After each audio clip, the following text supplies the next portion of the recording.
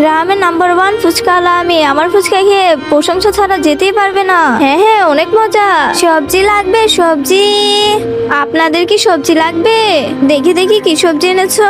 আচ্ছা আমি খাই। আরে আরে আরে, আমার সবজির মধ্যে ফুচকা ফেলেছেন কেন?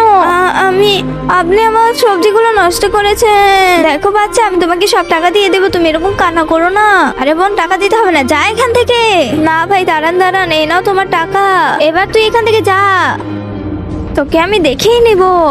যাচ্ছি আমি। এই সবজিগুলো এখানে পরিষ্কার করে নি। হিরে, ও আমার বাসার এদিক দিয়ে কোথায় যাচ্ছে? এরপর কি হলো সেটি দেখার আগে নিচে সাবস্ক্রাইব বাটনটি কেউ যদি সাবস্ক্রাইব করে তাহলে তার মা বাবা চিরকাল বেঁচে থাকবে। আর যারা লাইক করবে তাদের মনে আসে যেন পূরণ হয়। আর আমি দোয়া করে দিলাম। ও আজকে এত জলদি এসে পড়েছিস? তোর জন্য তোর বউ সবজি বানিয়েছে। আমি তো মাত্র সবজি আনলাম, সবজি পেলো কোথায়? আরে গ্রামের একটা ছোট্ট বাচ্চা সবজি বিক্রি করছে, ওর থেকেই কিনে নিয়েছি। হ্যাঁ চলো চলো, এখন খেতে চলো। আরে শোনো, এখানে আমার এক ক্লায়েন্টের মুখে থেকে ফুচকা পড়ে গিয়েছে।